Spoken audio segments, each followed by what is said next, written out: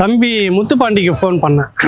எங்கே இருக்கிறீங்கன்னா இந்த மாதிரி ஏஆர் கார்டன் வலசரவாக்கம் அங்கே இருக்கிறோம் அப்படின்னு சொல்லியிருந்தார். என்ன தம்பி விஷயம்னா, இயக்குனர் மு. கலைஞர் வந்து ஒரு பாட்டுக்கு வந்து நடனம் வந்து ஷூட் பண்ணிட்டு படப்பிடிப்பு நடத்திட்டு இருக்கிறார் அப்படின்னாரு. சரி, என்ன எப்படி நடத்துகிறாங்க, என்ன மாதிரி பார்த்துடலாமே அப்படின்னு வந்து அது கட்சி பாட்டு அப்படின்னு சொன்னார். சினிமா பாட்டா கட்சி பாட்டான்னு நமக்கு தெரியல, நேராக போனால் தான் தெரியும். ஒரு பாட்டுக்கான நடனம் வந்து எப்படி எடுக்கிறாங்க, இதுதான் மேக்கிங்னு சொல்லுவாங்கள்ல, அது இயக்குனர் சோழன் மு. கலைஞர் வந்து எடுக்கிறாரு. இப்போ நம்ம அவரை போய் அந்த இடத்துலையே சந்திக்கிறோம். அதுக்காக தான் வந்திருக்கிறோம். ஏஆர் கார்டனில் அவரை போய் நம்ம சந்திக்கிறதுக்கான வேலையில் இருக்கிறோம். சந்திப்போம்.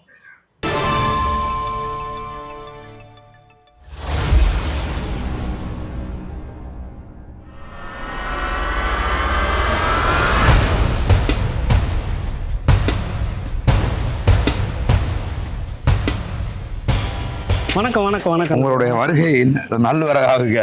தம்பி, தேர்தல் நேரம். ஆமா, எல்லாரும் தீயா பேயா வேலை செய்துட்டு இருக்கிறாங்க, பிரச்சாரம் பண்ணிட்டு இருக்கிறாங்க. நீங்க என்ன ஸ்டுடியோல உட்காந்துட்டு என்ன பண்ணிட்டு இருக்கீங்க? நானும் பரப்புரை தானே பண்ணிட்டு இருக்கேன். பரப்புரையா? ஆமா, இது வந்து பாருங்க, இப்ப வந்து இது பரப்புரை பாடல். இது ஓட்டு போட வாங்க, கட்சிக்காக விவசாய சின்னத்துக்கு ஓட்டு போடுங்க அப்படின்னு ஒரு பாட்டு. இந்த பாட்டை வந்து நம்ம தம்பி கவி பாஸ்கர் எழுதின பாட்டு இது.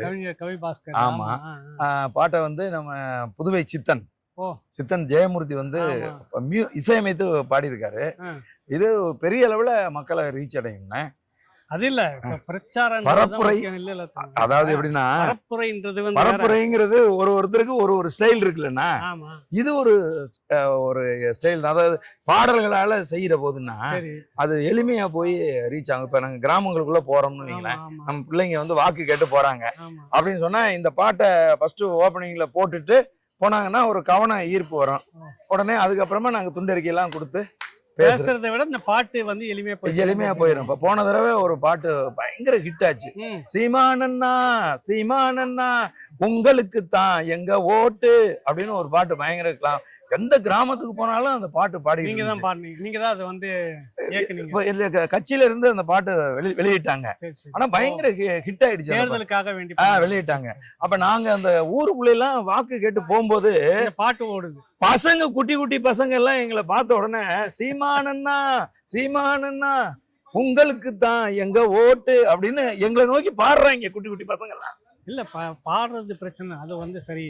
கருத்து என்ன சொல்லுவாங்க பாட்டுல சொல்றோம். காட்டுல வந்து கருத்து. இப்ப நான் பாட்டுல இந்த பாட்டுல நாங்க வந்து என்ன சொல்றோம்னா, நாடு வந்து இப்படி குட்டிச்சோரா போச்சு, இந்த மாதிரி வந்து இந்த திராவிட ஆட்சிகள் வந்து ஒண்ணும் இல்லாம குட்டிச்சோர் நடக்கிறத சொல்றீங்க. நடக்கிற நாட்டு நடப்பு என்னென்ன நடக்குதோ அதெல்லாம் இந்த பாட்டுல வந்து நாங்க சொல்றோம். இதன் மூலமா ஒரு தடவை இந்த பாட்டை கேட்டாங்கன்னா அவங்க மனசுல வந்து சில எண்ணங்கள் வந்து உருவாக ஆரம்பிக்கும். என்ன நடந்துட்டு இருக்கு, ஏன் விவசாய சின்னத்துக்கு ஓட்டு போடணும், இவ்வளவு குட்டிச்சாரு பண்ணி வச்சிருக்காங்க, அதனால நம்ம வந்து விவசாய சின்னத்துக்கு நம்ம ஓட்டு போடணும் அப்படிங்கிற எண்ணம் அவங்களுக்கு உறுதியா வந்து ஏற்படும்.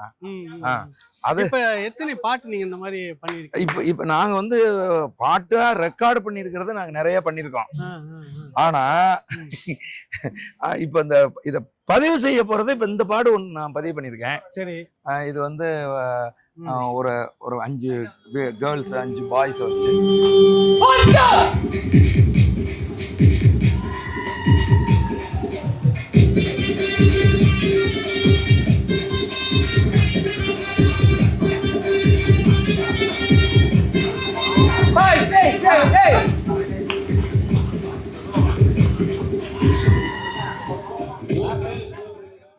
எங்களால முடிஞ்ச அளவுக்கு ஒரு சின்ன லெவல்ல இதை பண்ணியிருக்கோம். இது போக இன்னொரு பாட்டு ஒண்ணு செஞ்சிருக்கோம். அந்த பாட்டு வந்து எப்படின்னு கேட்டீங்கன்னா, மக்கள் மத்தியில ஒருத்தன் இந்த ஓட்டுக்கு வந்து காசு கொடுக்குறாங்க, அதனால நாடு வந்து எந்த அளவுக்கு வந்து குட்டிச்சோரா போயிருக்கு அப்படிங்கிறத சொல்றதுக்காக ஒரு பாட்டு ஒண்ணு ரெடி பண்ணியிருக்கோம். அது இதை விட இன்னும் நல்லா ரீச் ஆகும் அப்படிங்கிற நம்பிக்கை எங்களுக்கு இருக்கு. இன்னைக்கு பிரச்சாரம் தொடங்கிட்டாரு. ஆமா, தொடங்கிட்டாரு. அண்ணன் வந்து இன்னைக்கு காலையில வந்து பரப்புரையை வந்து அண்ணன் இதுல திருத்தணியில இருந்து தொடங்கியிருக்காரு. சரி, ஆமா, அது எங்களுக்கு வந்து ஒரு பெரிய சென்டிமெண்டா நாங்க கருதுறோம். முப்பாட்டன் முருகன் கோயில்ல இருந்து பரப்புரை, முருகன் கோயில்ல இருந்து அந்த பரப்புரையை தொடங்குனதுங்கிறது ரொம்ப சென்டிமெண்டா ஒரு நல்ல விஷயம் அப்படின்னு நான் கருதுறோம். ம். அண்ணன் தொடங்கிட்டாரு. இருந்தாலும் இப்ப நான் இன்னைக்கு வந்து இந்த பாடலை படப்பிடிப்பு பண்ணணுங்கிறதுக்காக நான் இங்க இருக்கிறேன். சரி. நாளையில இருந்து என்னுடைய எத்தனை நாள்ல முடிப்பீங்க இதை? இதையா ஆ. இன்னும் ஒரு நாள் தான். இல்ல நான் சொல்றது படப்பிடிப்பு படப்பிடிப்பு ஒரு நாள், சரி. எடிட்டிங் இந்த வேலையெல்லாம் ஒரு நாள். நாளைய மறுநாள் இது ரிலீஸ் பண்ணிடுவோம். ஓஹோ. இணையதளங்கள் எல்லாம் வந்துடும். ஒரே நாள். ஒரே நாள் தான். அதுக்கப்புறம் தமிழ்நாடு முழுவதும் பரப்புரைக்கு நாங்க இதை வெளியிட்டுருவோம். வெளியிட்டு நீங்க களத்துக்கும் போகணும், உங்க தொகுதிக்கு நிக்கணும். ஆ, 1000 விளக்கு ஆமா தொகுதி. ஆமா ஆமா. அதனால நாங்க வந்து அண்ணன் சீமான் அண்ணனும் ஒரு திரைக்கலைஞர், சரி. நானும் ஒரு திரைக்கலைஞர். ம். அப்ப நாங்க 2 பேரும் திரை மொழியில பேசுறீங்க. அதேதான். இப்ப கூட பாருங்களேன், யாருமே இந்திய நிலப்பரப்பில் செய்யாத ஒரு வேலை ம். அண்ணன் வந்து இப்ப செய்யறாங்க. என்ன செய்யறாங்கன்னா வந்து இப்ப விஷுவலா போட்டு மேடையில, பொதுக்கூட்ட மேடையில லட்சக்கணக்கான மக்கள் திரண்டு இருக்கும்போது ஒரு விஷுவலை வந்து போட்டு அதை பார்த்துட்டு ஒருத்தர் வந்து பேசுறாரு. அப்படிங்கும்போது அது வந்து பயங்கரமா ரீச் ஆகுது. தண்ணீர் மாநாட்டுல அண்ணன் அந்த மாதிரி பார்த்து பேசுனது பெரிய அளவுல வந்து கொள்கையை வந்து காட்சிப்படுத்தி வெளியில போடுறது. ஆமா ஆமா. அதே கொள்கையில சொல்லக்கூடிய விட அந்த கொள்கையில என்ன சொல்றோமோ அது பாடலா கொண்டுட்டு வரீங்க. ஆமா ஆமா. அப்ப வந்து என்ன ஆகுதுன்னு கேக்குறவங்களுக்கு 2 விஷயம்னு. ஒருத்தர் பேசுறாரு அப்படின்னு சொன்னா அது வந்து ஆடியோ மட்டும்தான். ஆமா. ஒருத்தர் நீங்க ஒரு வீடியோவும் போட்டு காமிச்சுன்னு வச்சுங்களேன், வீடியோ ஆடியோ 2ம் ஒரே செய்தியா இருக்கிற போது மறக்க முடியாத ஒரு அனுபவத்தை அது ஏற்படுத்தும். ஆமா.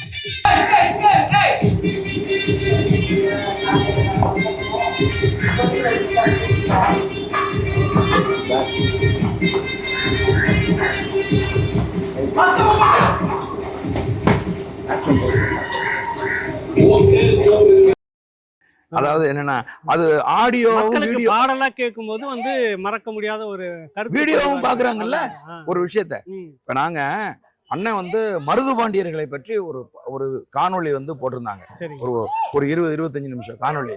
அது வந்து என்ன ஆச்சு அப்படின்னு கேட்டீங்கன்னா, அப்ப வந்து திருச்சியில வந்து மருது பாண்டியர்களோட நிகழ்வை போட்ட போது ரோட்ல போனவங்க வந்தவங்க எல்லாரும் நின்னு பாத்துட்டாங்க. ஏன்னா படிச்சிருக்காங்க பேப்பர்ல மருது பாண்டியர்னு, கதை கேட்டிருக்காங்க. கண்ணதாசன் எடுத்த படத்தை வந்து பாத்துருக்காங்க. ஆனா இன்னைக்கு ஏஐல உண்மையான மருது பாண்டியர்களை வந்து அப்படி காட்டின உடனே அவர் குதிரையில அப்படி வர்றது, மருது இருவரை தூக்கில போடும்போது அந்த இடத்துல திரண்டு இருந்த மக்கள் அனைவரும் அழுதுட்டாங்க. இதுதான் அந்த விஷுவல் இம்பாக்ட். அந்த விஷுவல் இம்பாக்ட கொடுக்கணும்னு நாங்க ட்ரை பண்றோம். பரப்புரையில் விஷுவல் இம்பாக்ட்.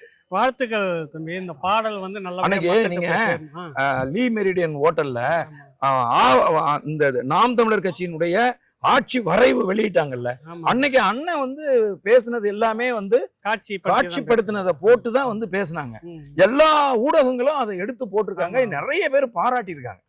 அது ரொம்ப தெளிவான தேர்தல் வரைவு அறிக்கை. இதுதான் அப்போ ஒரு அணுகுமுறை, புதிய அணுகுமுறையா இருக்கு இல்லையா?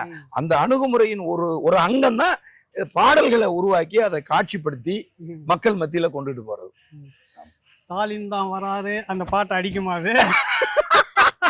அதெல்லாம் ஒண்ணு இல்ல. ஸ்டாலின் வந்து என்ன பண்ணாரு? ஒண்ணும் பண்ணல. அதுதான் சொல்றீங்க பாட்டுல. அதான் பாட்டுல சொல்றோம். நல்லது. வாழ்த்துக்கள். இந்த பாட்டு மக்கள்கிட்ட போய் விரைவா சென்றடையணும். வாழ்த்துக்களோடு. ரொம்ப மகிழ்ச்சிண்ணா. நன்றிண்ணா. வணக்கம்.